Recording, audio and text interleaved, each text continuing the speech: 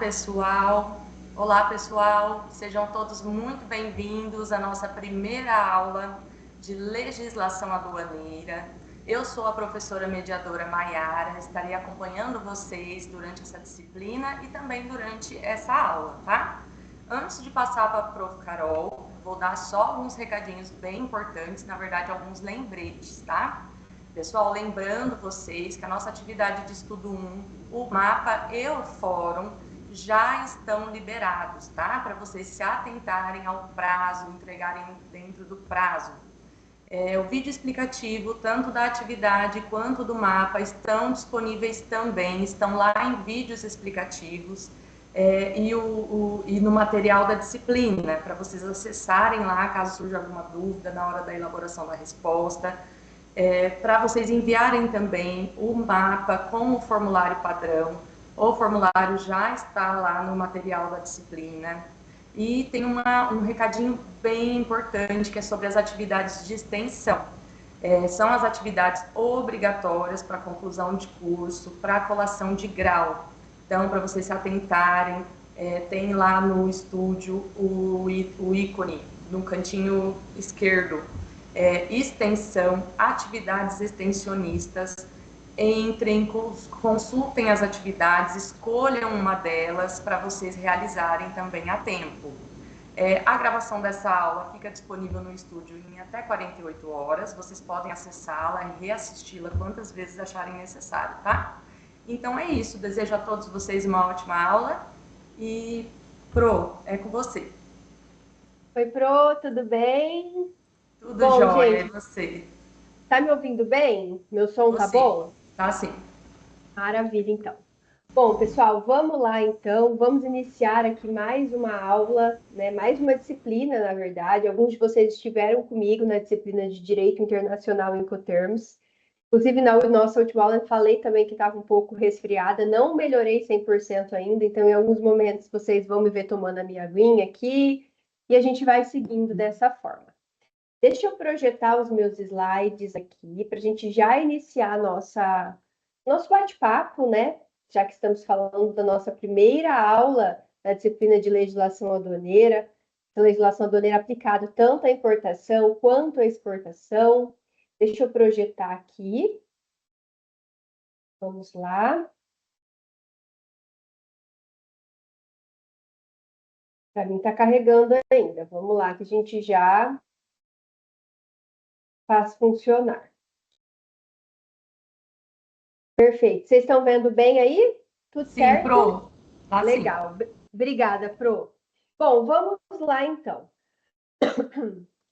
Inicialmente, né, nós estamos aqui falando da nossa disciplina de legislação aduaneira. Então, a gente inicia hoje a nossa trajetória dentro dessa disciplina, uma disciplina que trata especificamente sobre as questões que envolvem a base conceitual e a base jurídica para tudo que a gente vai estudar depois e para tudo que envolve realmente as nossas grandes operações que estão ali, né, englobadas e que estão dentro da lógica, deixa eu até colocar aqui para não me perder no horário, dentro da lógica da nossa disciplina.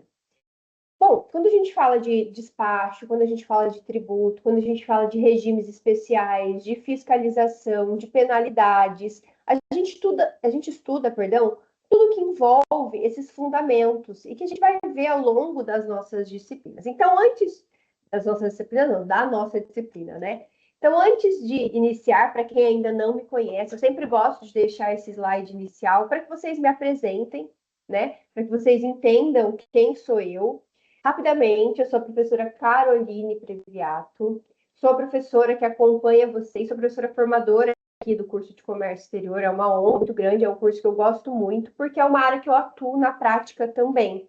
Então, aqui a gente tem uma reunião de teoria e prática. Sou cria da casa, eu gosto sempre de ressaltar isso, sou formada pela Unicesumar, sou advogada tributarista e aduaneirista, que a gente chama, né? Essa advogada que trata especificamente sobre as questões que envolvem o direito aduaneiro, que muitos confundem. Todo mundo acha, muitas vezes, que o tributarista sabe tudo de direito aduaneiro, e não é bem assim, tá, pessoal? Por quê? porque são áreas completamente diferentes. Já disse isso uma vez e ressalto, sou defensora da ideia de que nós temos áreas completamente independentes.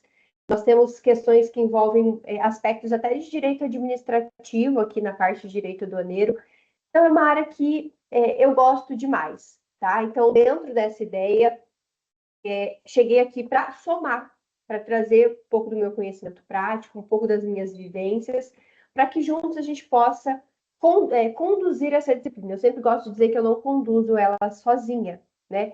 Eu gosto de conduzi-la junto com vocês, para que a gente possa juntos relacionar tudo que vocês já sabem, porque eu sei que muitos de vocês já atuam, com, né, o que eu tenho um pouquinho de bagagem também. Então, eu sempre gosto que as nossas aulas sejam aulas bem dinâmicas, bem dialogadas, né? E sempre entendendo que o comércio exterior, ele é uma área interdisciplinar. Então, a gente vai ter que reunir aqui experiência de profissionais de logística, de contabilidade, de administração, de direito, de gestão. Então, vocês podem ver que ao longo das disciplinas de vocês têm vários professores de várias áreas diferentes, tá? Então, esse aqui é um pouquinho do que eu sou, né? Não só do que eu sou profissionalmente, mas do que eu sou pessoalmente também. Sou uma apaixonada por série, por viagens, adoro, né? Essa é a minha forma de relaxar, de estar com a minha família. E gosto de dizer sempre que os meus alunos também são minha família, então por isso que eu sempre trago vocês para perto aqui, quero vocês perto mesmo ao longo dessas 4 semanas, certo? Bom, vamos lá então. Dito isso, quais são as nossas metas hoje? Quais são os nossos objetivos para a aula de hoje? Basicamente, aqui a gente vai compreender toda a estrutura e todos os fundamentos da legislação aduaneira brasileira, não todos, não absolutamente, tá? Mas os principais, para que ao final dessa aula vocês consigam responder algumas perguntas que vocês deverão, né, se fazer aí ao longo da nossa conversa. Por exemplo, o que é a aduana? Qual que é a função da aduana? Onde se exerce a jurisdição aduaneira? Quais que são os principais tipos de recintos alfandegados? Como que funcionam os canais de parametrização? Alguém já pode ter ouvido falar, a mercadoria foi parametrizada no canal verde. Maravilha, isso é ótimo. Por que é ótimo? Vocês sabem me dizer? Pensem aí. Ou, Deus me livre, a mercadoria foi parametrizada no canal cinza. E aí é um grande problema, né, quando nós falamos de importação aí. Então, percebam que aqui a gente vai, eu utilizo mesmo nessas metas, os nossos verbos, para que vocês realmente compreendam que o nosso objetivo aqui vai ser identificar, vai ser reconhecer, tá? Eu quero que vocês não só repitam conceitos, eu quero que vocês consigam aplicar esses conceitos, né? Então, por exemplo, vocês consigam responder o seguinte: um porto seco que está localizado no interior do Paraná, ele integra a zona primária? Sim, não. Spoiler, não, né? Em regra, ele vai ser um recinto alfandegado situado numa área secundária. Então, que ainda assim, obviamente, está submetido a um controle aduaneiro. Então, a gente precisa ter essas distinções aqui, tá? Então, a gente vai ter esses 3 planos de análise. O plano normativo, para identificar as nossas fontes, né? O que a gente tem ali em relação à própria Constituição Federal, tratados, leis, decretos, decreto regulamentar, atos infralegais. Vocês vão ver que no direito aduaneiro nós temos muitas instruções da Receita, muitas resoluções que são aplicadas, então isso precisa ser conhecido, né? Nós também temos questões que envolvem o plano institucional para identificar quem que atua, né, em cada área, o que a Receita Federal faz, o que o SESEX faz, o que os órgãos anuentes fazem, o Banco Central também está envolvido nessas questões, a gente tem intervenientes privados, e por fim o nosso plano operacional, que observa como é que a norma ela se converte, por exemplo, em um registro, em uma declaração, em um licenciamento, em uma conferência e propriamente no desembaraço. Certo? Então, esses são os nossos objetivos. E para iniciar o nosso bate-papo de hoje, eu quero que vocês pensem aí, tá? Pensem aí de casa, vocês estão aí na casinha de vocês, assistindo a aula, seja de maneira síncrona, assíncrona, enfim. Eu quero que vocês respondam essa pergunta. Eu vou dar uns segundinhos para vocês pensarem aí.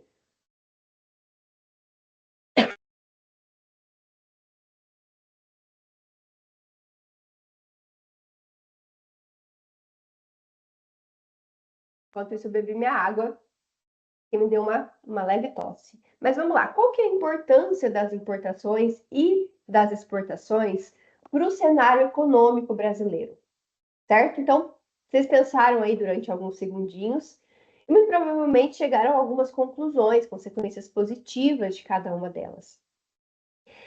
Só que assim, a gente tem que ter um ponto de partida para evitar alguns equívocos, tá? O primeiro deles é o seguinte: a gente não pode supor absolutamente que exportar é sempre bom e que importar vai ser sempre algo ruim. Não, tá? Isso não é algo que prejudica a nossa balança comercial. A gente vai ver um pouquinho mais sobre isso. O segundo ponto importante é que vocês não podem confundir saldo comercial com desenvolvimento econômico completo. O resultado da balança, ele é um indicador relevante, claro que ele é, mas ele precisa ser examinado juntamente, né, com composição da pauta, com valor agregado, com produtividade, com câmbio, com emprego, com integração produtiva. Então, vamos lá. Uma importação de robôs industriais pode elevar a produtividade nacional, enquanto que uma exportação de produtos primários vai gerar ali alguma problemática em relação ao emprego de uma menor densidade tecnológica. Então, a legislação aduaneira, ela não escolhe sozinha o modelo de desenvolvimento, tá?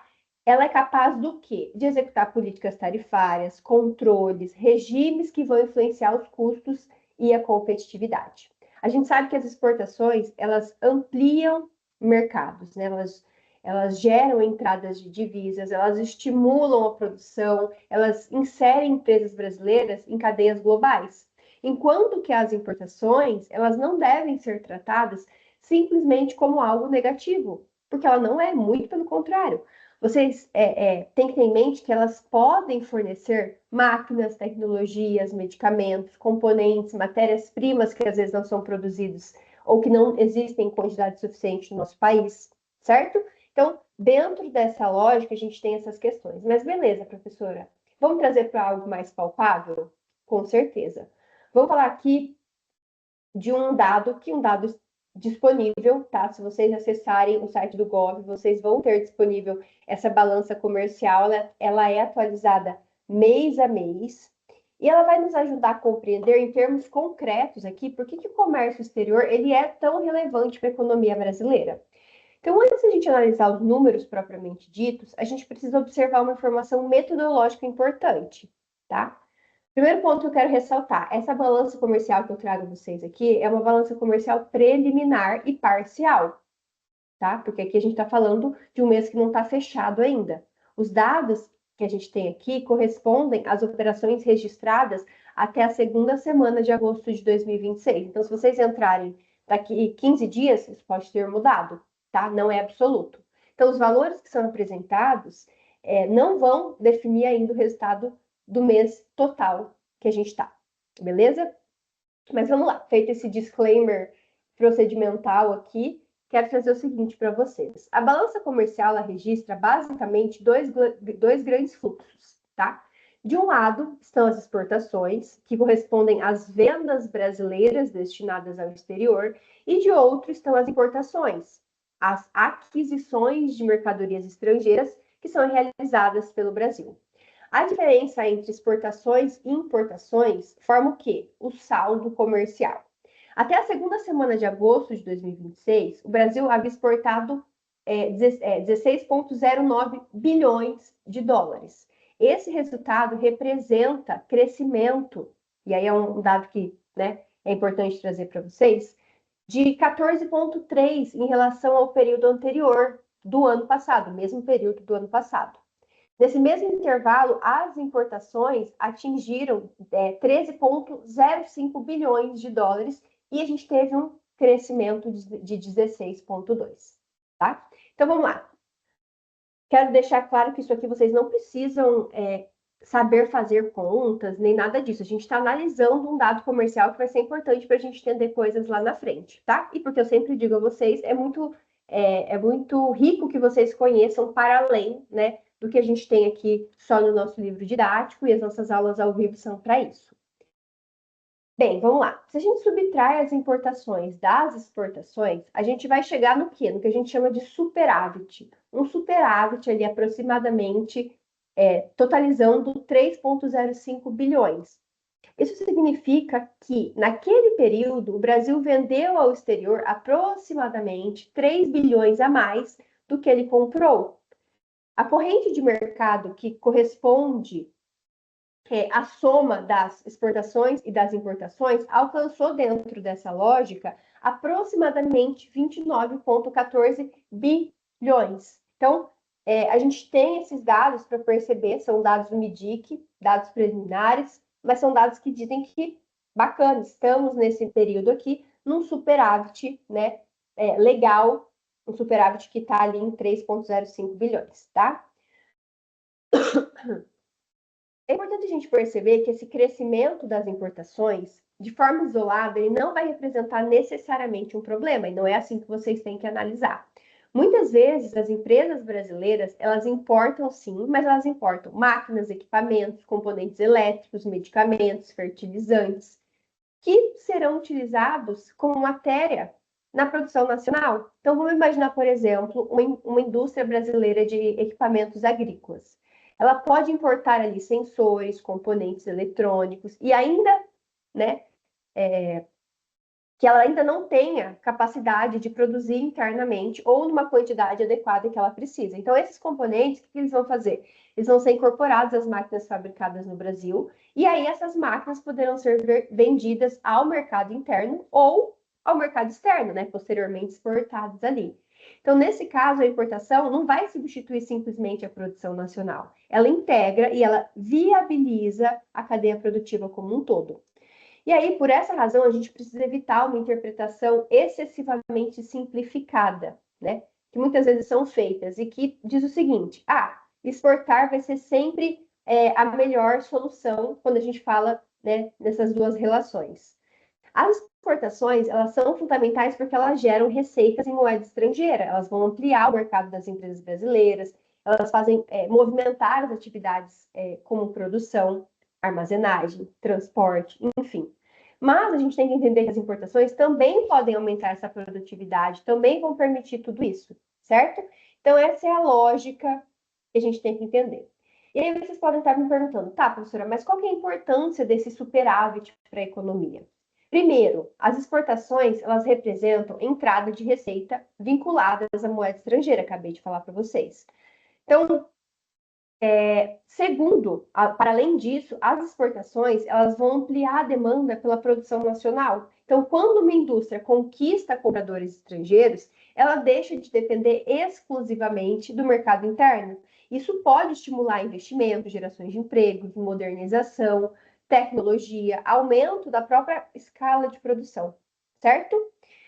Um terceiro ponto é que o comércio exterior ele produz efeitos muito além da empresa exportadora ou importadora. Uma exportadora movimenta transportadoras, não só uma exportadora, mas uma importadora também. Dentro dessa lógica, eles vão movimentar o quê?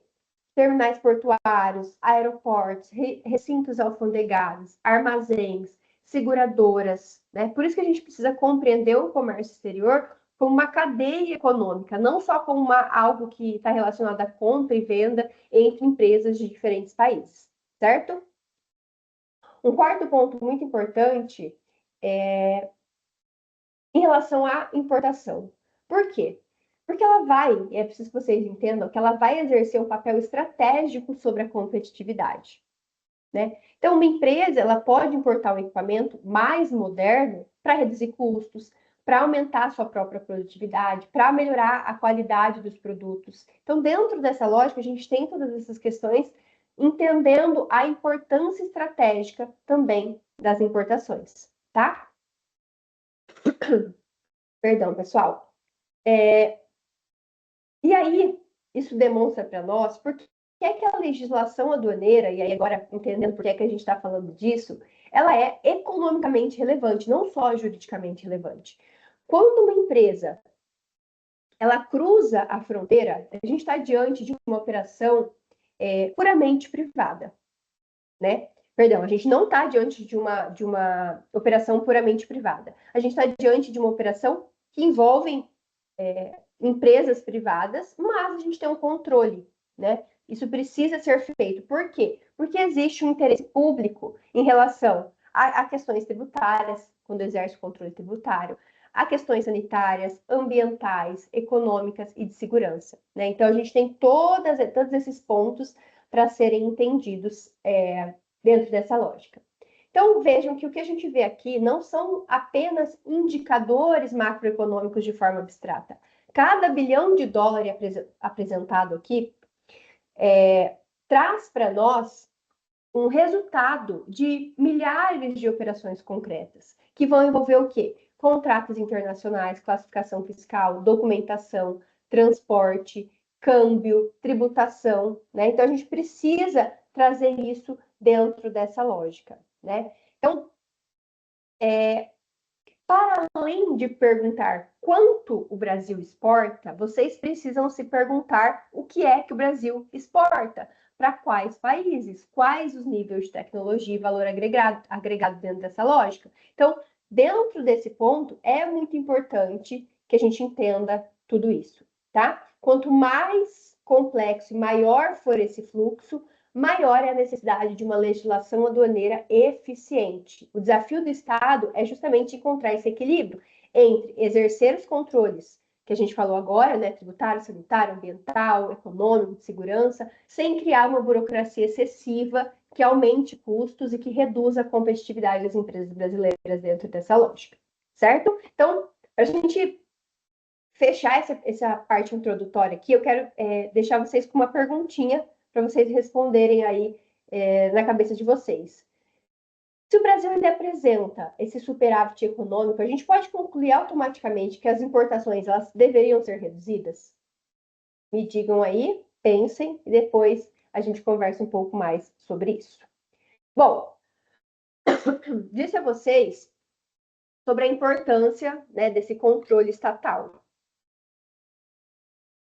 Mas de que forma esse controle ele pode ser propriamente realizado dentro da lógica? As operações de comércio exterior, elas precisam ser observadas sobre 3 perspectivas. Primeira delas, controle administrativo. Segundo, controle aduaneiro. E terceiro, controle cambial. Esses controles, eles possuem finalidades diferentes.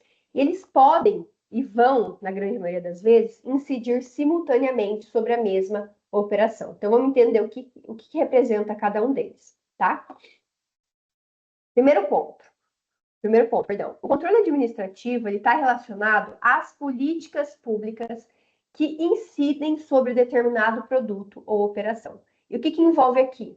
Necessidade de licença, permissões, certificados, manifestações de órgãos anuentes. Então, vamos lá. Um medicamento ele pode exigir atuação da Anvisa. Um produto animal, um produto vegetal, pode demandar controle do MAPA, no nosso Ministério da Agricultura. Certos produtos podem envolver necessidade de validação e controle do IBAMA, do Inmetro e de outros órgãos. No Portal Único, né, a gente vai falar um pouquinho mais sobre ele, grande parte dessas exigências ela é processada, né, pelo módulo de licenças, permissões, certificados, trazendo essa lógica de LPCO para a concretização da operação.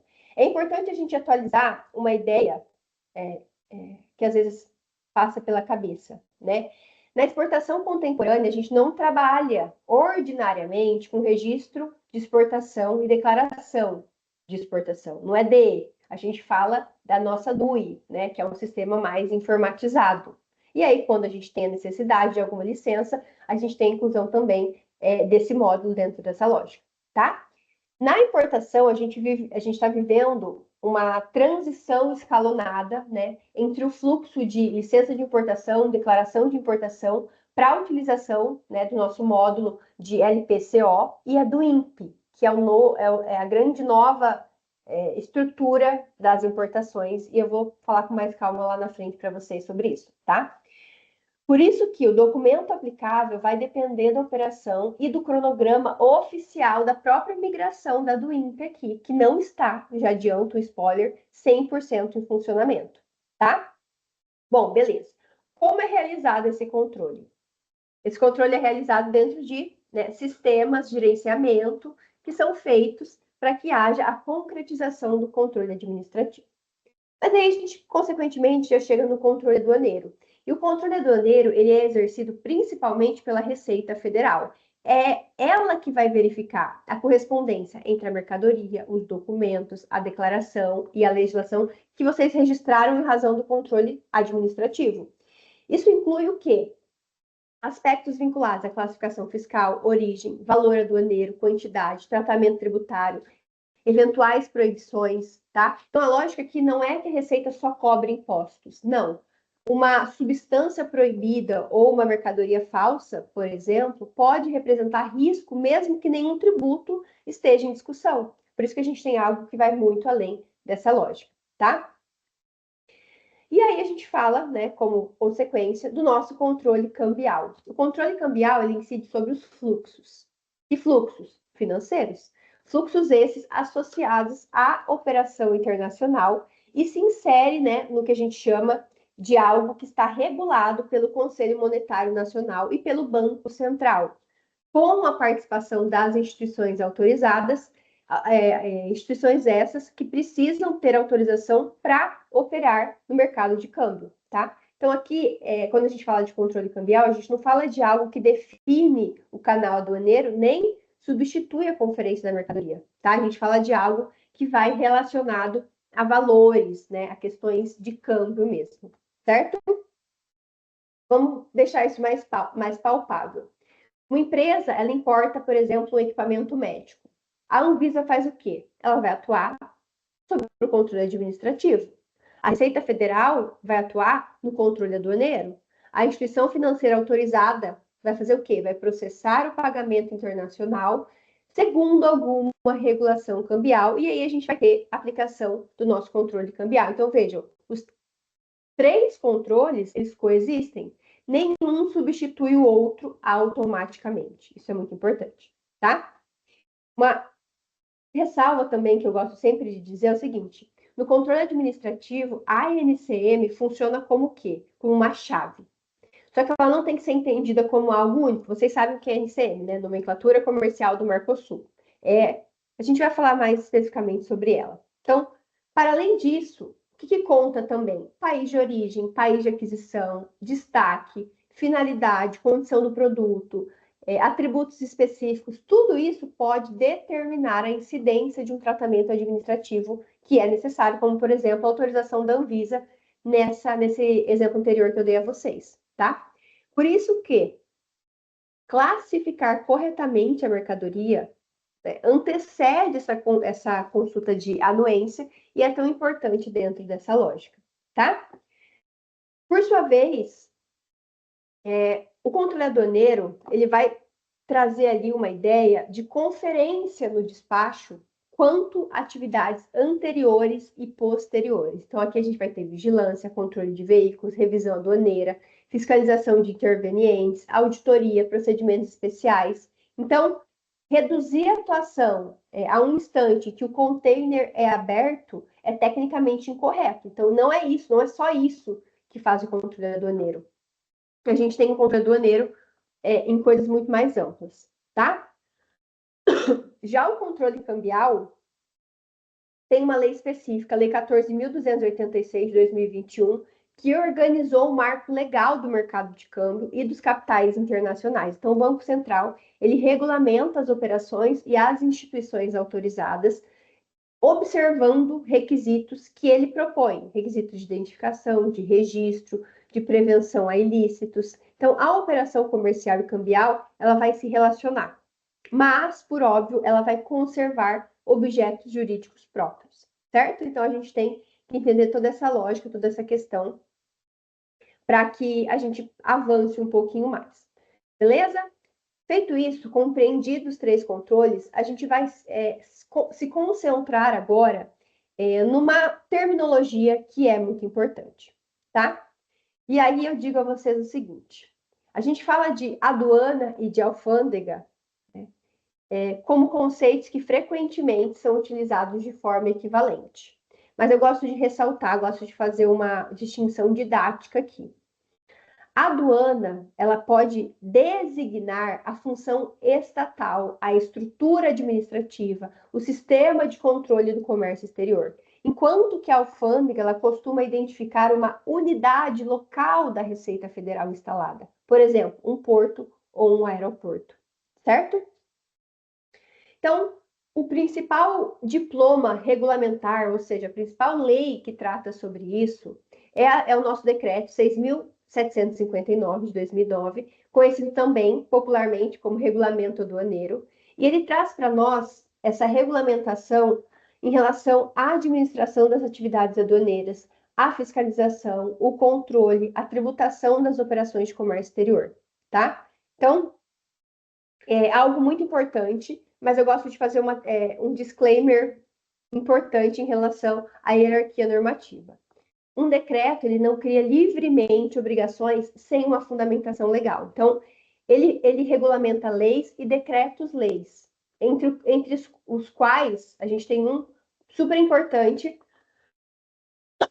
perdão, que é o nosso Decreto-Lei 37 de 66. Então, o que ele faz aqui, o nosso decreto 6.759?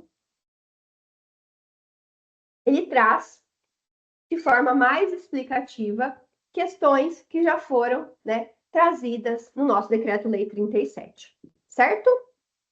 Bom, para além disso, a gente também tem outros diplomas legais que são muito importantes. Constituição Federal, tratados internacionais. Na disciplina de Direito Internacional, vocês estudam ou vão estudar as fontes do direito. E aqui a gente tem essas fontes, né? Então, a gente tem, falei para vocês, Constituição, tratados internacionais, as próprias leis, os decretos-leis, as instruções normativas, os atos operacionais. Por isso que a gente tem essa grande problemática de dizer que a legislação aduaneira ela é extremamente fragmentada. O bom profissional ele não pode analisar uma operação somente com base no regulamento aduaneiro. Ele precisa identificar a norma específica e aplicável ao caso, para que não haja, né, choque normativo e, consequentemente, algum prejuízo à operação que está sendo realizada, certo? Outro ponto muito importante que eu gosto de destacar é que a legislação aduaneira ela possui uma natureza multinível. O que isso significa? Significa que a Constituição Federal vem e fixa competências e limitações, até onde a gente pode ir dentro do nosso país aqui, certo? Por sua vez, a gente tem tratados como, por exemplo, o Acordo de Valoração Aduaneira, a Convenção de Quioto revisada, que vão influenciar nos procedimentos adotados, certo? E, em complemento, né, nós temos o Decreto-Lei, por exemplo, 37, que vai trazer as bases materiais, e o decreto que a gente está vendo aqui na nossa tela, 6.759, que vai fazer o quê? Vai consolidar toda essa regulamentação. Então, isso é muito importante, enquanto que instruções normativas vão disciplinar de maneira mais específica os procedimentos. A gente vai ter ainda manuais, notícias do Siscomex, que orientam também a operação cotidiana para que não haja prejuízo, tá? Então, é muito importante a gente entender essas hierarquias para que a gente não tenha, né, esses choques de competências dentro dessa lógica. Bom, avancemos mais um pouco, porque a partir dessas fontes que a gente conversou aqui, a gente vai entender um pouquinho mais como que o regulamento define a administração aduaneira. Vamos lá? Aqui a gente tem o artigo 15. Então, eu gosto de dizer que aqui a gente tem uma das ideias centrais da disciplina.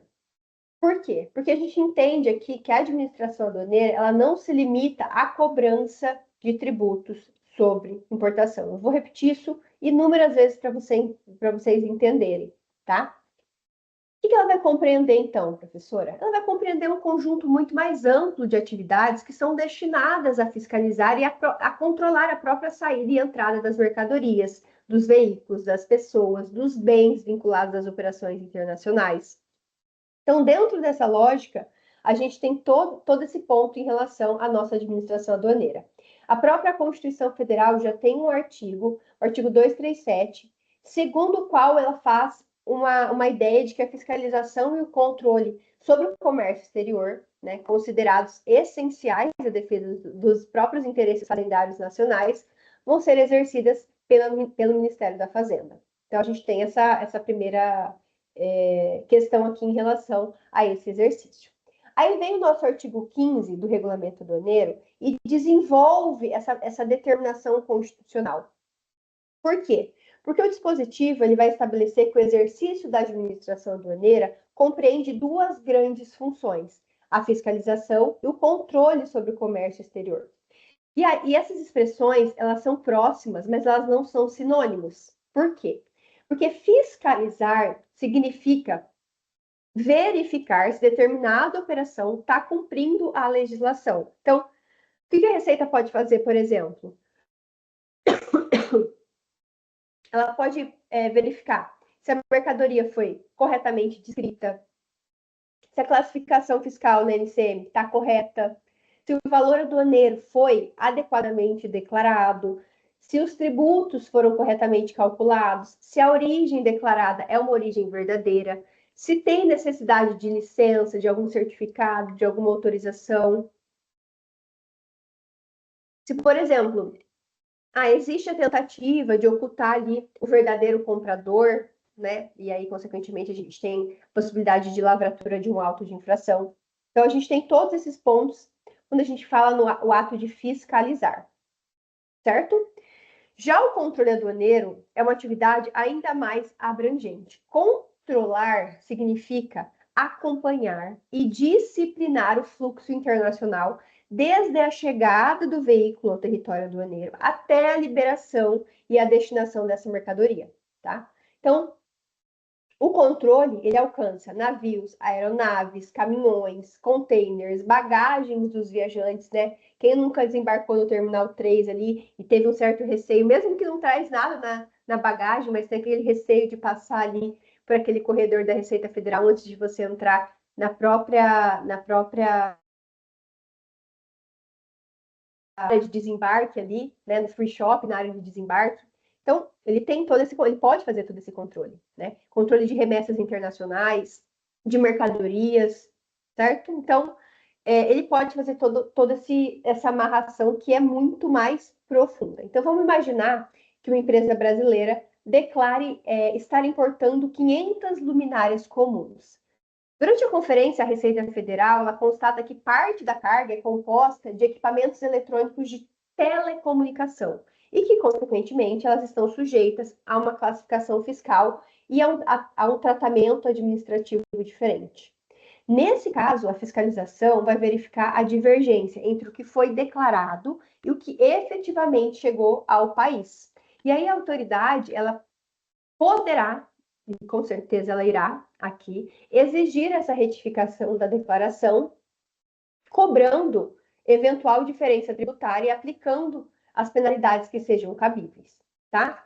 Em situações mais graves, né, imaginem vocês que a empresa declare peças de plástico de baixo valor, mas o container contém ali aparelhos celulares. Aqui, a gente pode falar de não só erro de classificação, mas de uma possível falsidade na declaração de conteúdo. E isso vai ter repercussão tributária e vai repercutir também na possibilidade de aplicação da penalidade de perdimento, dependendo das circunstâncias e da infração que foi caracterizada aqui, tá? É muito importante a gente observar que a fiscalização aduaneira, ela possui simultaneamente a função arrecadatória e a função não arrecadatória. A própria função arrecadatória ou função fiscal, ela está relacionada à correta constituição dos tributos que são incidentes ali sobre a operação, e aí nas importações a gente pode falar do imposto de importação, né? Até o presente momento, do IPI, do PIS importação, COFINS importação, e no âmbito estadual do ICMS, a gente sabe que nós estamos passando por uma reforma, a gente vai ter essa substituição de tributos, né? A gente vai, a partir de 2027, PIS e COFINS sai para dar lugar à CBS, enquanto que a gente tem o IBS a partir de 2028, dando lugar, existindo no lugar de ICMS e ISS, tá? Então a gente vai ter essas alterações, mas até o presente momento são esses os tributos vinculados aqui, tá? Mas, para além disso, a administração aduaneira ela também possui uma função extrafiscal e uma função protetiva. Por quê? Porque ela contribui para impedir a entrada de produtos falsificados, para impedir a entrada de armas, de drogas, de mercadorias que são proibidas, de resíduos perigosos, de produtos que sejam prejudiciais à saúde, perdão, e bens que possam violar ali um direito de propriedade e tudo mais. Nesse caso, eu tenho um exemplo prático de uma atuação pessoal minha, né, em que um cliente ele importou algumas peças do ramo X e o exportador, por uma questão de, vou dar um mimo para o meu cliente, ele mandou alguns chaveiros. E esses chaveiros eram chaveiros da Jeep. Eu não sei exatamente qual foi, né, a questão naquele momento. Só que a importação estava regular. No momento em que se achou a caixinha dentro daqueles chaveiros da Jeep, a gente teve um problema específico a uma violação de direitos de propriedade intelectual. Por quê? Porque só a empresa vinculada à Jeep tem autorização para realizar essas importações. E ali a gente tinha justamente a utilização indevida, né, de algo que estava registrado, e a Jeep possui uma patente, um registro, perdão, internacional, por ser uma marca de relevância internacional, então ela tem uma classificação diferente dentro dessa lógica de propriedade intelectual. E aí isso foi bem problemático, gerou um auto de infração, essa mercadoria foi levada a perdimento. Justamente por quê? Porque a administração aduaneira estava exercendo uma função extrafiscal e uma função protetiva relacionada à propriedade intelectual aqui, tá? Beleza, vamos avançar um pouquinho mais. Quando a gente lê o artigo 15 e a gente vê ali a utilização da expressão defesa dos interesses fazendários nacionais, a gente não deve, na verdade, interpretar que a Receita Federal se preocupa somente em arrecadar. A atuação aduaneira, ela também protege a economia nacional, ela protege a concorrência leal e a regularidade do comércio exterior dentro dessa lógica. Então, pensem vocês em uma empresa que importa mercadorias legalmente. Só um momentinho, pessoal.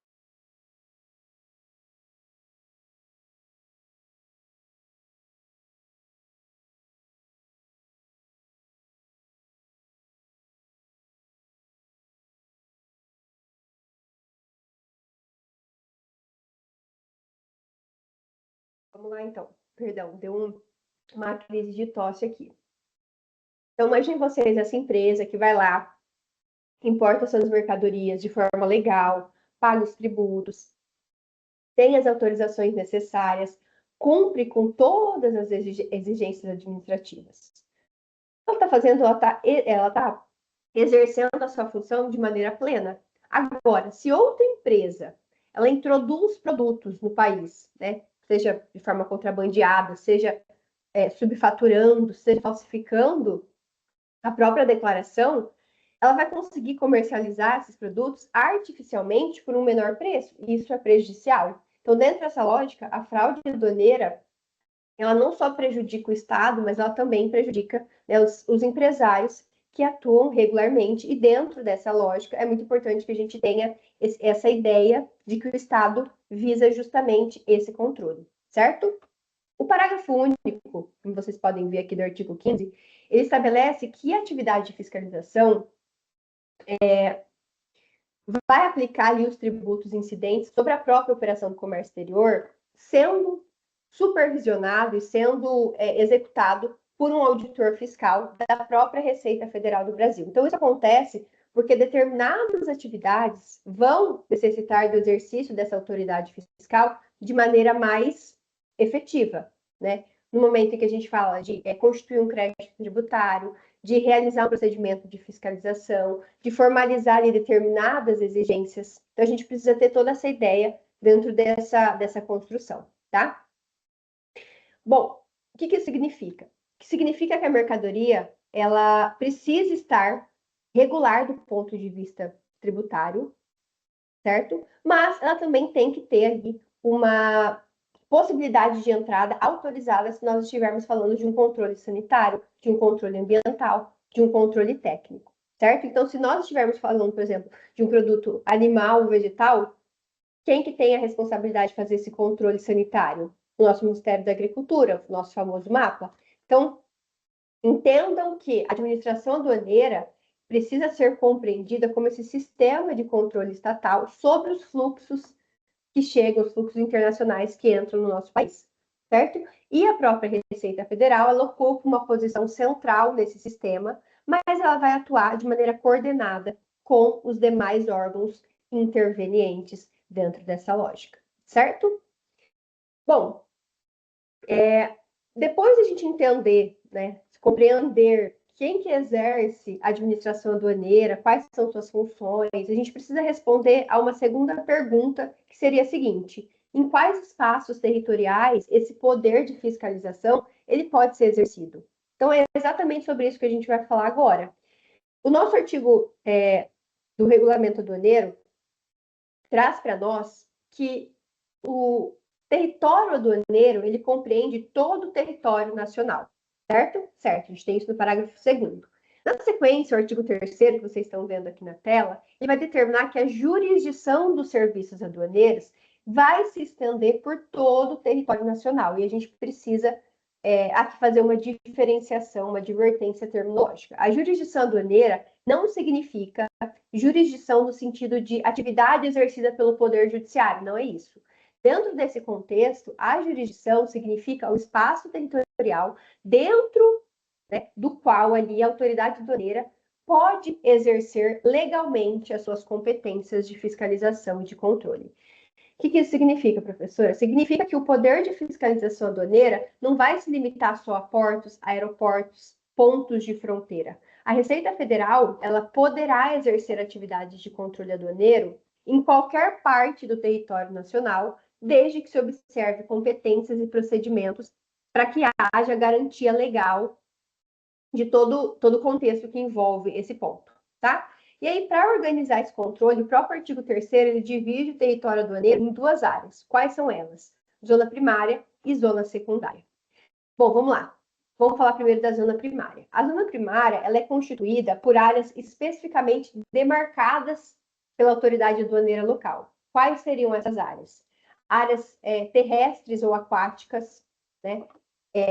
Questões que envolvem portos alfandegados, áreas terrestres dos próprios aeroportos alfandegados, por exemplo, o aeroporto de Viracopos, as áreas terrestres que correspondem aos pontos de fronteira alfandegados também são relacionados à zona primária, tá? A palavra mais importante aqui é demarcados.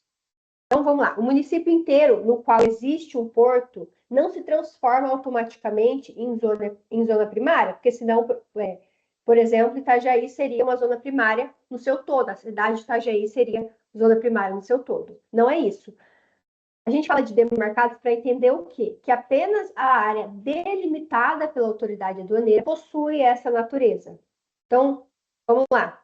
Uma empresa que está localizada na cidade de Itajaí não faz com que ela esteja situada automaticamente numa zona primária relacionada ao Porto de Itajaí, ou vamos supor que a gente estivesse falando do Porto de Paranaguá e a cidade de Paranaguá. Então, a zona primária, ela vai corresponder aos espaços oficialmente demarcados, como determinados cais, pátios, os próprios terminais, as áreas de armazenagem, os locais sujeitos ao controle direto mesmo da autoridade aduaneira, tá? Então, a zona primária é o espaço pelo qual ocorre mais intensamente o primeiro contato da própria mercadoria com o controle aduaneiro, tá? Então, vamos trazer para um exemplo mais prático. Imaginem vocês um navio que está vindo da China e que chega num porto brasileiro. O navio não pode simplesmente atracar em qualquer local que ele quiser e descarregar os containers da forma que ele bem entender. Ele precisa chegar no porto alfandegado, que está discriminado no BL dele. Ele vai ter que cumprir os procedimentos de entrada, ele vai ter que aguardar ali as autorizações necessárias para que então a carga seja descarregada nessa área controlada, que vai permanecer sob o controle aduaneiro até que haja uma destinação legal, até que haja um desembaraço dessa mercadoria, essa mercadoria seja liberada, tá? O mesmo raciocínio vale para uma aeronave que está vindo, por exemplo, dos Estados Unidos. ela precisa chegar no aeroporto alfandegado para que os passageiros, para que as bagagens, para que as cargas, elas sejam submetidas aos controles correspondentes, que é o exemplo que eu dei para vocês ali do aeroporto de Guarulhos, por exemplo, e a gente chama de aeroportos internacionais, que tem essas áreas alfandegadas, tá? Mas e na fronteira terrestre? Na fronteira terrestre também, um caminhão que está vindo, por exemplo, do Paraguai, da Argentina, de outro país, né, outro país que seja limítrofe ali, ele precisa ingressar pelo ponto de fronteira habilitado para que ele se apresente ao controle aduaneiro. Então, vejam, a zona primária, ela em resumo, caracterizada por uma maior intensidade e por um imediato controle. Por isso, né, que a gente tem a possibilidade de existir restrições à circulação, seja de pessoas, de veículos, aos sistemas de vigilância, as próprias barreiras físicas, né? Toda essa construção sendo feita na zona primária. Beleza, entendemos a zona primária. Vamos avançar para a zona secundária. A zona secundária ela vai ser definida, então, por exclusão. Por quê? Porque ela corresponde a toda essa parte restante do território nacional que não foi demarcada como zona primária. Então, ela vai incluir expressamente, né, águas territoriais e o espaço aéreo. Isso significa que as cidades, que as rodovias, que os estabelecimentos comerciais, que as indústrias, que os centros de distribuição, que as residências, desde que não estejam inseridos nessa zona primária, encontram-se numa zona secundária, né? Então, a gente tem toda essa questão sendo feita dentro dessa lógica, tá? Então, em resumo, é incorreto que a gente afirme que a fiscalização aduaneira só vai ocorrer na fronteira. A fronteira é um ponto estratégico de controle, mas ela não é o limite territorial de competência aduaneira. Então, por exemplo, se você vai para Foz, passa pela aduana e é parado na estrada, né, para quem é aqui da região, por exemplo, você é parado na estrada ali próxima à Medianeira, ela vai estar exercendo a função de controle dela dentro da zona secundária. E não tem problema nenhum se constatado ali que há, por exemplo, essa rota advinda de outro país que está trazendo ali mercadorias que sejam mercadorias ou em descaminho ou em contrabando em algum dos pontos ali, tá? Outro termo importante que a gente precisa compreender também é esse alfandegamento. Então, alfandegar significa autorizar oficialmente determinado porto, determinado aeroporto, determinado ponto de fronteira, determinado recinto, para que nele sejam realizadas as operações submetidas ao controle aduaneiro. Então, a gente precisa entender essas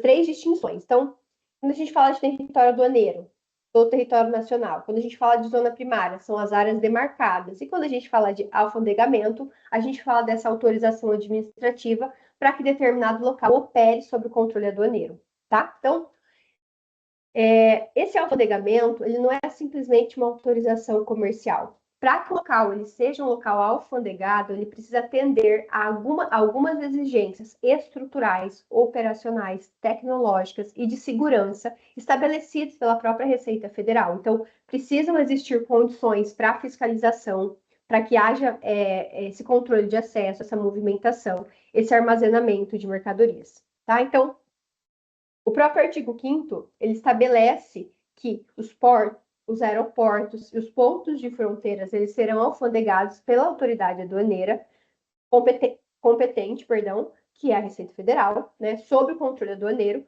para que ele possa ali estacionar, transitar veículos que sejam que venham de países estrangeiros, né, para que ele possa realizar uma operação de carga, de descarga, de armazenagem, para que haja local de embarque, de desembarque, né? Então a gente tem todo esse ponto sendo desenhado dentro dessas terminologias, tá?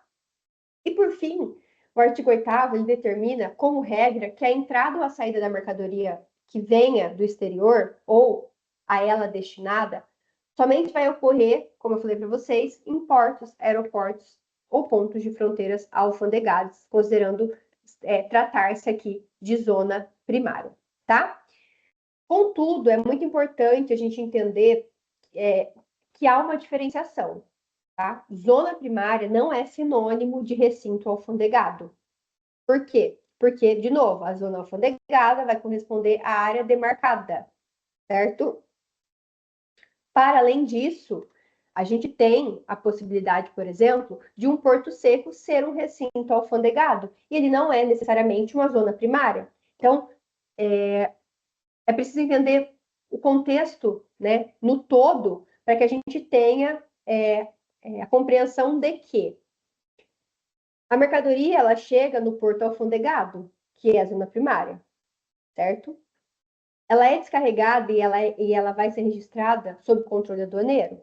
Então, isso faz parte da lógica do despacho. O importador ele vai solicitar o quê? Ele vai solicitar o trânsito aduaneiro. Então, essa carga ela vai ser transportada de uma forma controlada até um recinto alfandegado de zona secundária. Porque se não cabe tudo nos portos, nos aeroportos. Então, a gente tem esses recintos alfandegados que estão na zona secundária e há essa possibilidade de fazer esse registro do próprio trânsito aduaneiro e muitas vezes isso ser desembaraçado na zona secundária, tá? Dentro desse recinto, vai ou não ocorrer o despacho de importação, se ele não ocorreu na zona primária, e somente depois do desembaraço e da entrega regular da mercadoria que a gente fala da livre circulação dessa mercadoria, tá? Esse exemplo ele demonstra para nós que estar numa zona secundária não significa uma ausência de controle. Um recinto alfandegado localizado numa zona secundária, ele continua sendo um ambiente que está submetido ao controle aduaneiro específico. E essas regras precisam ser seguidas, tá? Então, qual que é o ponto central aqui? O ponto central é que vocês percebam que a administração aduaneira combina necessariamente uma competência institucional e um alcance territorial. A Receita Federal exerce a fiscalização e o controle aduaneiro. E esse poder, ele alcança todo o território nacional, mas ele vai se manifestar com diferentes graus de intensidade, né? Então, a gente fala de zona primária, a gente fala de um controle imediato, a gente fala de zona secundária, a gente fala do controle, né, continuando a sua existência ali, mas com algumas ressalvas, certo? E aí, pessoal, eu trouxe para vocês darem uma olhada aqui a forma que a Receita Federal ela classifica alguns recintos aduaneiros. Então, aqui a gente tem diferentes tipos de recintos e instalações que são submetidas ao controle aduaneiro. E, por óbvio que, antes da gente analisar, a gente tem que entender o conceito de recinto aduaneiro. Então, recinto aduaneiro nada mais é do que esse espaço, né, formalmente habilitado para que, sob o próprio controle da Receita Federal, sejam realizadas determinadas atividades envolvendo mercadorias, veículos, cargas, bagagens e as próprias remessas internacionais, certo? Então, nesses locais, conforme o respectivo alfandegamento que foi realizado ali, a gente fala de entrada e saída de carga, de descarga e movimentação, de própria armazenagem, do próprio despacho, de embarque e desembarque de viajantes. Então, o recinto ele não pode realizar qualquer operação somente porque ele possui uma estrutura física. O alfandegamento é quem vai delimitar justamente quais atividades, quais mercadorias, quais regimes, quais modalidades podem ser processadas naquele local. Então, por exemplo, um terminal alfandegado para cargas aéreas, ele não está automaticamente autorizado para operar remessas expressas ou produtos perigosos. Tá? O ato de alfandegamento pode impor, e na grande maioria das vezes ele vai impor algumas condições, alguns limites, alguns tipos específicos de operação. Para vocês terem uma ideia, as remessas que chegam advindas, por exemplo, de mercadorias da Shopee, da Shein, que vem de fora, elas chegam primariamente, né, no nosso recinto alfandegado em Curitiba. Ainda que ela vá para o norte e nordeste, ela chega aqui e daqui ela é distribuída. Então, o controle aduaneiro é exercido aqui em Curitiba, certo? Fala aqui em Curitiba porque a gente fala do Paraná. Bom, então o que a gente tem? Então, a gente tem os aeroportos, né? Os terminais de carga aeroportuária vão receber armazenagem e eles vão movimentar essa mercadoria e vão realizar esse transporte por vias aéreas. Frequentemente, esse modal ele é utilizado para quê? Para medicamento, para equipamento médico, para componentes eletrônicos, para peças urgentes, para produtos perecíveis, coisas que sejam menores, né? Coisas que sejam de fácil trânsito ali, tá? Outro ponto importante são os aeroportos, mas quando a gente fala dos terminais de passageiros alfandegados. Então, quando um passageiro ele retorna do exterior, os seus bens eles podem ser submetidos ao controle aduaneiro para que a Receita verifique alguns aspectos. Quais aspectos? Por exemplo, se os bens eles estão dentro da cota de isenção, né? Se a gente tem ali, por exemplo, $1.000 e esses produtos eles estão dentro dessa cota. Se esses produtos eles possuem ali uma natureza compatível com uso pessoal, se essa mercadoria ela não está sendo trazida numa quantidade comercial, se existe algum produto proibido, algum produto controlado. Então, o terminal internacional de passageiro, ele também é considerado um recinto aduaneiro, embora a sua função seja diferente de um terminal de cargas. Então, veja que dentro do aeroporto, a gente tem diferentes recintos aduaneiros de forma lógica nessa classificação, tá? Para além disso, a gente tem as áreas de controle integradas, que estão relacionadas a essa integração dos controles em região de fronteira, especialmente no âmbito do Mercosul, com a finalidade básica de permitir que as autoridades dos países que estão envolvidos ali realizem esses controles de uma forma coordenada, em um mesmo ponto ou em áreas que sejam integradas. Então, vamos lá, vamos imaginar uma operação rodoviária entre Brasil e Argentina. Em vez do caminhão ser submetido a estruturas completamente diferentes, completamente distintas, pode existir sim controle integrado entre esses dois países, né, entre a saída de um país e a entrada de outro, para que a gente tenha coordenação e inclusive a troca de informações dentro dessa lógica, tá?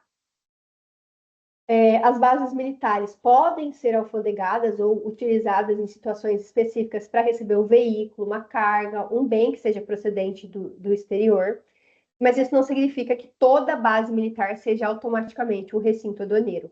Tá? É necessário que haja habilitação ou uma previsão jurídica adequada para a utilização daquela base.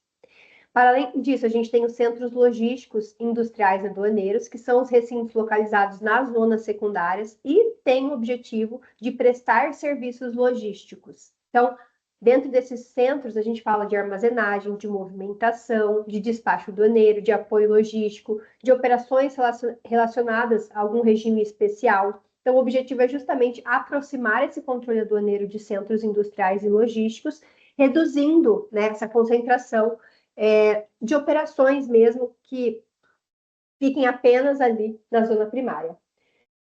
A gente também tem as zonas francas, que são popularmente conhecidas como duty free, nada mais são do que os recintos autorizados a essa comercialização de mercadorias com um tratamento tributário especial nas condições que são estabelecidas por cada país, cada país tem a sua legislação específica. Eles podem existir em portos, aeroportos, certo? E a gente tem essa lógica principalmente quando nós falamos de cidades de fronteira. Então, o consumidor, ele não está diante aqui de uma loja comum. A gente tem uma diferenciação em relação ao local onde está situado, as pessoas que são autorizadas a comprar. Então, quem pode comprar na Duty Free é ali no Terminal 3, quando a gente fala quem vai fazer uma viagem internacional, quem está retornando de uma viagem internacional, né? Quando a gente fala de Guarulhos, por exemplo. Só que isso também engloba limites de valor, registro de venda, identificação do comprador, as próprias formas de pagamento dentro dessa lógica, tá? E aí, pessoal, nós temos inúmeros outros, né? Nós temos os próprios portos que recebem as embarcações e as mercadorias pela via marítima, ou seja, pelo oceano, de forma fluvial pelos rios ou por algum lago ali, caso haja essa fronteira. Então, a gente tem a chegada e a saída, né, desses navios, dessa realização dessas descargas de mercadoria, as próprias armazenagens, as inspeções, os trânsitos e o despacho aduaneiro, tá? Então, um porto, gosto sempre de ressaltar que ele não é alfandegado só porque ele é capaz de receber uma embarcação. Para operar regularmente cargas internacionais, ele precisa cumprir algumas exigências, ele precisa possuir correspondente de alfandegamento para que haja, né, essa autorização, tá? Para além disso, a gente tem os portos de fronteira, a gente tem os portos secos, a gente tem o REDEX, pessoal. Vou ressaltar o REDEX aqui, por quê? Porque o REDEX ele é um recinto especial de despacho aduaneiro de exportação. E qual é o seu objetivo? Ele se destina à facilitação dessa movimentação, dessa armazenagem, dessa realização de procedimentos relacionadas a mercadorias que são destinadas ao exterior, especialmente aquelas que são fora da zona primária. Então, imaginem vocês uma empresa que produz móveis no interior.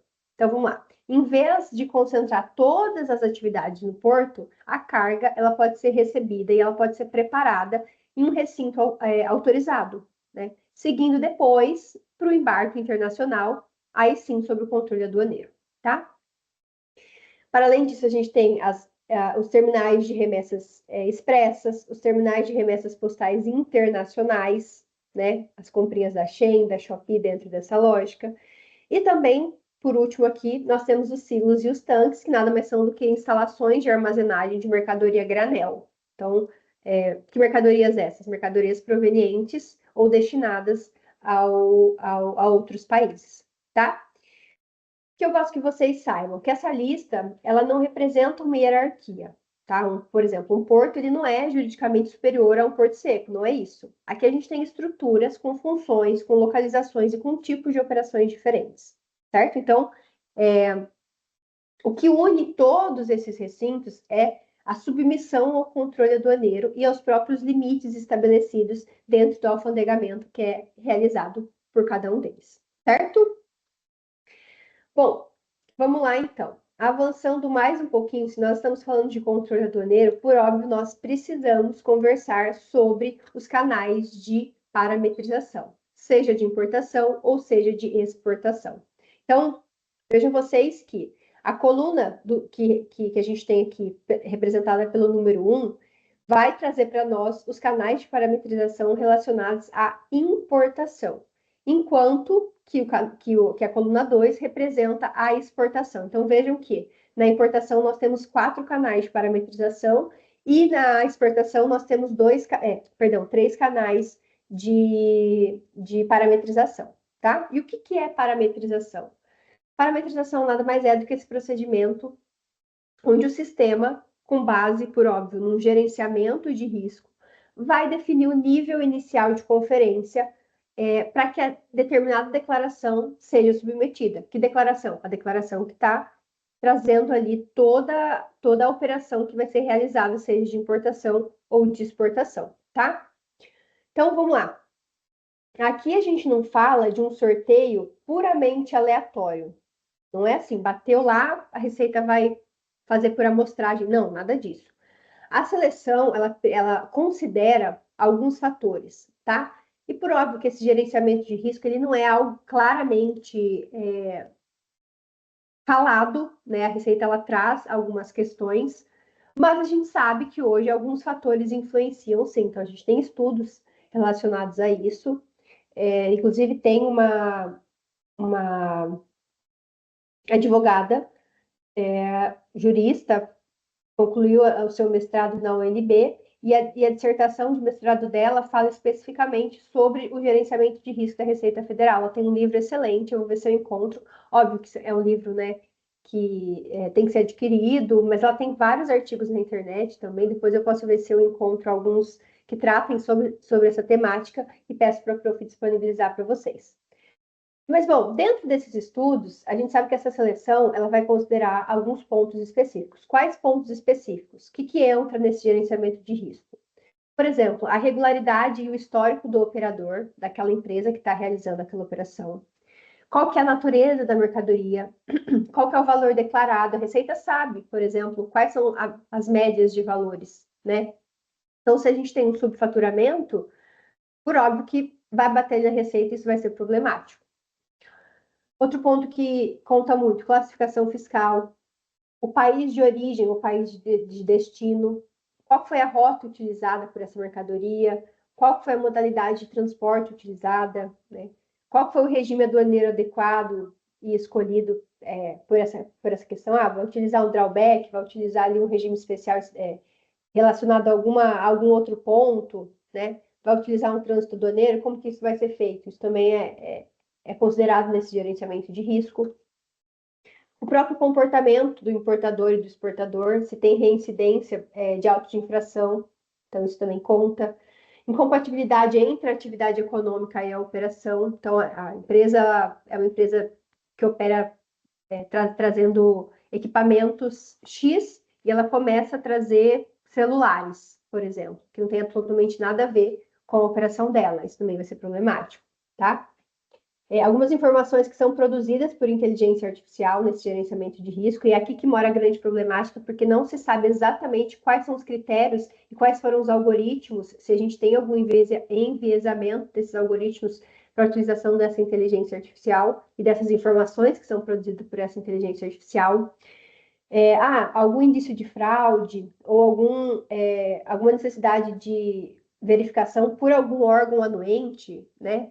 O mapa quer verificar porque a mercadoria está vindo em pallets de madeira. E aí, pallets de madeira, eles podem trazer ali algumas pragas. Então, vamos fazer essa conferência e vamos parametrizar essa mercadoria num canal ali vermelho, por exemplo, tá?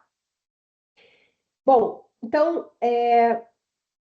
a gente tem que entender um pouquinho mais sobre esses canais. E aí, quando a gente fala dos canais de importação, a gente tem, primeiramente, o canal verde. Então, no canal verde, o sistema, ele registra o desembaraço automático, sem a necessidade de exame documental e sem verificação física, né, como procedimentos que sejam necessários a outros níveis de seleção, certo? Então, o que isso significa? Significa que, inicialmente, a mercadoria ela foi considerada de menor risco.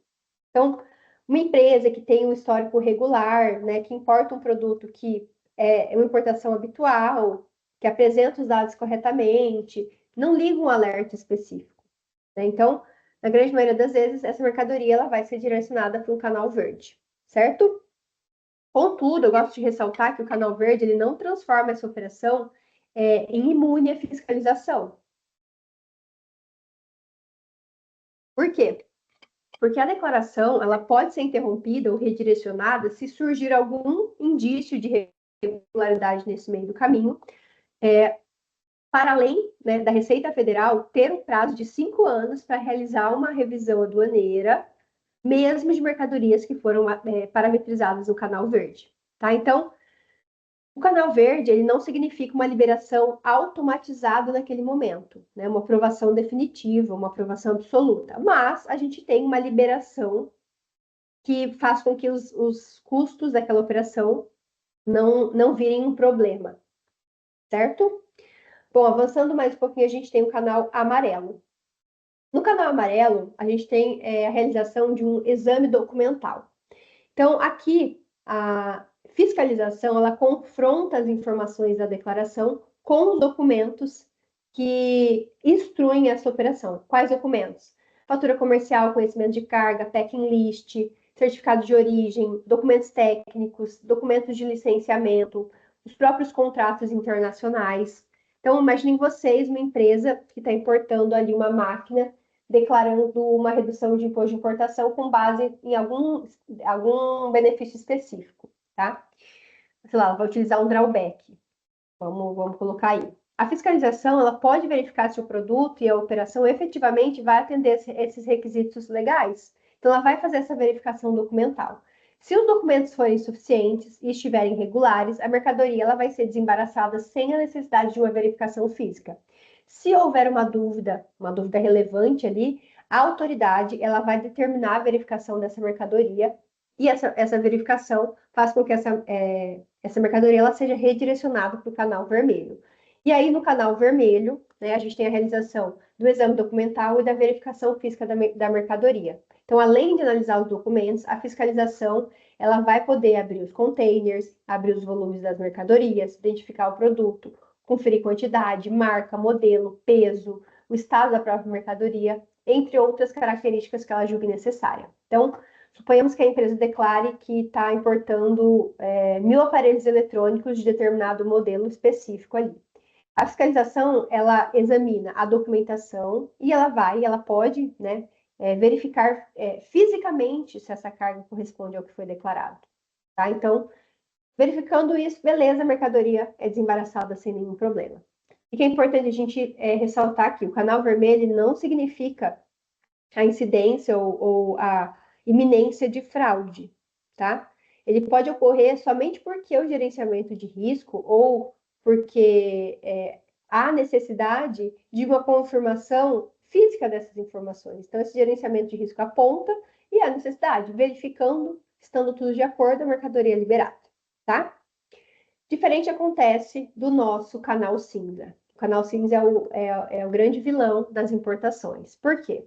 Porque no canal cinza, além do exame documental e da verificação física, aplica-se aqui um procedimento especial de controle aduaneiro que é destinado à investigação de elementos indicativos de fraude. O que isso significa, professora? Significa que aqui se identifica a possibilidade de uma falsidade documental, de uma ocultação do verdadeiro comprador, de uma interposição fraudulenta, de um subfaturamento, de uma manipulação do valor aduaneiro. Então, tudo isso vem justamente para que haja, né, essas problemáticas dentro dessa lógica, tá? Então, a gente tem aqui, né, esses canais que são os níveis dos canais de importação, de parametrização dessa lógica, certo? Bom, vamos lá, vamos revisar. Canal verde, desembaraço automático. Amarelo, exame documental. Vermelho, a gente tem um exame documental, uma verificação física. E o cinza, a gente tem esse exame documental, essa verificação física e um procedimento especial de controle dentro dessa lógica, tá? Bom, vamos lá. Para além disso, vamos falar um pouquinho agora, já caminhando aqui para o encerramento da nossa aula, antes do nosso bate-papo sobre as atividades, em relação aos canais de exportação. Na exportação, a lógica é um pouco diferente. Não existe canal amarelo e nem canal cinza, como vocês bem podem ver aqui na imagem. Então, os canais são quais? Verde, laranja e vermelho. Então, no canal verde, quando a gente fala de canal verde da exportação, a gente tem uma liberação automática sem a necessidade de um exame documental e sem uma verificação física, né? De como essa mercadoria vai ser liberada. Isso não significa que a exportação ela fique de fora do controle aduaneiro. Então, os dados eles vão permanecer registrados e eles vão poder ser submetidos a um posterior controle, um redirecionamento, quando for cabível, tá? Avançando mais um pouquinho, a gente fala do nosso canal laranja. No canal laranja, a gente tem a ocorrência de um exame documental. Então, a Receita, ela pode verificar o quê? Nota fiscal de exportação, fatura comercial, o documento de transporte, a descrição da mercadoria, a quantidade, o enquadramento da operação, a vinculação a regime aduaneiro, documentos relacionados a esse tratamento administrativo. Então, imaginem vocês uma empresa, né, que está exportando ali um equipamento que entrou no Brasil em admissão temporária. Essa fiscalização vai precisar verificar se essa saída está relacionada ao regime correto, se os documentos comprovam essa regular extinção da admissão dentro dessa lógica, tá? E, por fim, nós temos o canal vermelho, e no canal vermelho de exportação a gente tem um exame documental e uma verificação física dessa mercadoria.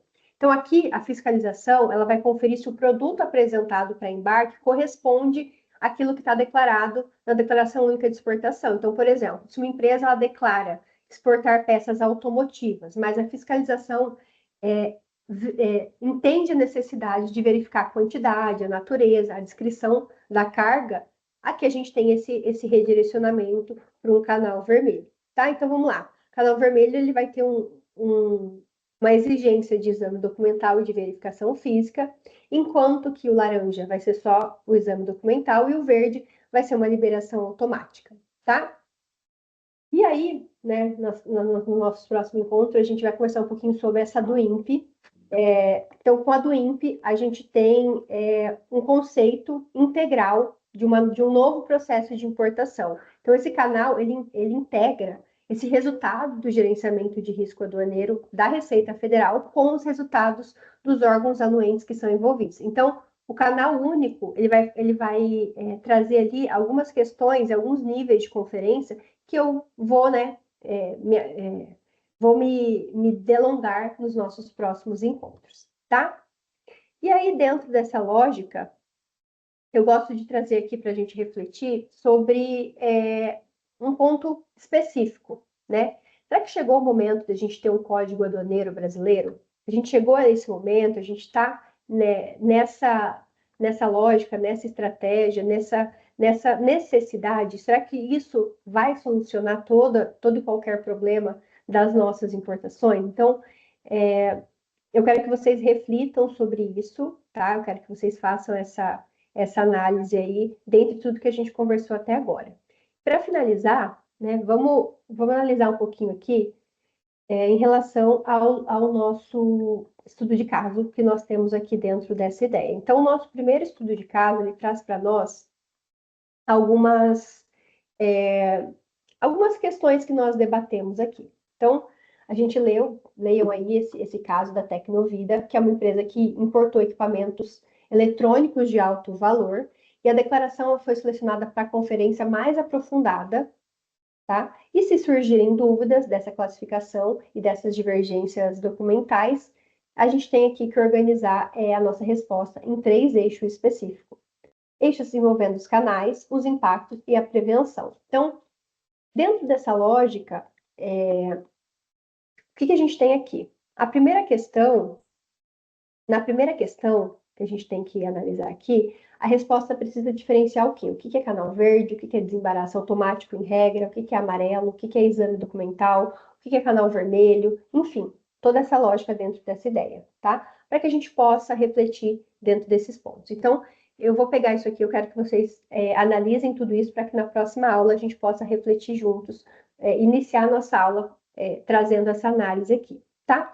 No segundo ponto, a gente tem que analisar que o impacto ele não é só jurídico. Uma exigência, ela pode suspender o avanço do despacho até o saneamento. A verificação física, ela vai exigir a disponibilidade da carga. A divergência pode resultar numa retificação, num recolhimento, numa multa, num procedimento específico, conforme cada caso, tá? Então, observem, façam uma análise entendendo como que um erro, por exemplo, na NCM, pode alcançar tributação, tratamento administrativo e logística específica, tá? No terceiro ponto aqui, eu adotaria uma revisão prévia de classificação fiscal com documentação técnica, com descrição completa do produto, com conferência cruzada, né, entre invoice, packing list, conhecimento de carga. Então, a gente tem todos esses pontos aqui. Analisem isso, façam essa análise com base em tudo que a gente conversou, que daí na próxima aula eu quero abrir com esse estudo de caso, tá? Bom, e agora, vamos lá. A gente tem aqui algumas questões. A primeira dela traz para a gente o seguinte: as operações do comércio exterior, elas estão sujeitas, né, a diferentes formas de controles exercidos pelo Estado. Então, esse mecanismo, ele não se limita à fiscalização da entrada e à saída física da mercadoria, e ela abrange também o cumprimento de exigências administrativas e da regularidade da operação. Então, dentro dessa lógica, considerando esses controles governamentais, quero que vocês vejam aqui e que vocês me digam qual é a resposta correta. Eu vou dar uns minutinhos para vocês pensarem aí.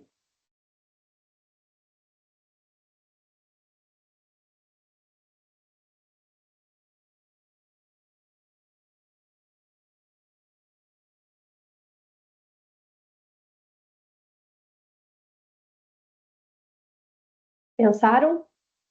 Então, bom, gente, se vocês pensaram aí e palpitaram na letra D, né, vocês acertaram. Então, aqui a gente tem o reconhecimento e a coexistência dessas competências. O controle administrativo, ele materializa restrições e políticas setoriais. O aduaneiro, ele regula, ele verifica essa regularidade das operações da mercadoria, e o cambial, ele disciplina o fluxo financeiro, tá? Então, a gente tem essa lógica dentro dessa ideia e dentro desses pontos, tá? Bom, vamos avançando agora. Vamos lá.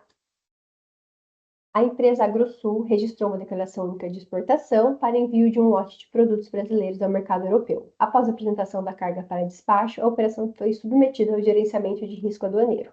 A equipe responsável pela exportação foi informada de que o canal selecionado determinará os procedimentos de conferência e serão realizados antes do desembaraço. Considerando os canais de parametrização de conferência, assinale a alternativa correta. E aí, o que vocês acham? Pensem aí. Qual que é a alternativa correta dentro dessa lógica? O que vocês acham?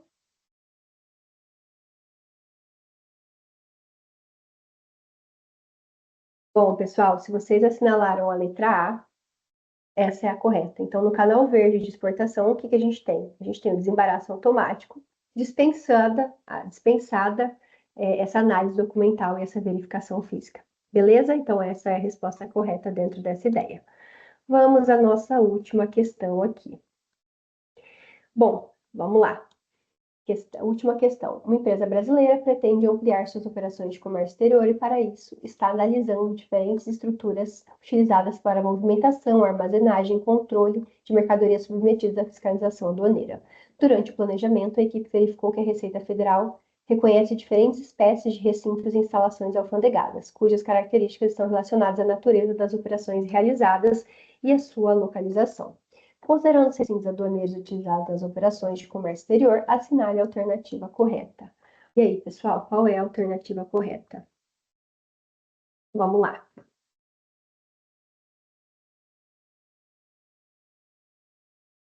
E aqui nós temos a alternativa C, pessoal. Os recintos submetidos ao controle aduaneiro não se restringem justamente aos portos e aos aeroportos. Eles vão incluir uma estrutura variada, né, que tem ali portos secos, lojas francas, conforme vocês estudaram dentro da disciplina. Bom, prof, e assim nós encerramos o nosso bate-papo de hoje. Espero que eles tenham entendido muito bem. Na próxima aula a gente começa a conversar sobre aspectos mais práticos, apresentando alguns desenhos, e aí eu deixo o nosso estudo de caso. Antes disso, deixa eu só deixar a nossa pílula do conhecimento. Para vocês refletirem justamente sobre essa pergunta aqui, eu deixo a nossa pílula, que é um projeto de lei, tá? Então, spoiler, a gente tem um projeto de lei que trata sobre as questões envolvendo a necessidade de um código aduaneiro. E ele está bem avançado, se vocês quiserem conhecer um pouquinho mais sobre ele, está aqui para vocês conhecerem. Agora sim, Pro, agora a gente encerrou. Pro, muito boa aula, muito obrigada por compartilhar conosco, né, seu conhecimento. Agradeço a todos que participaram da aula aqui com a gente, desejo a vocês uma boa semana e até o próximo encontro, pessoal. Até semana que vem. Isso aí. Tchau, tchau, Até pessoal. mais. Tchau, tchau.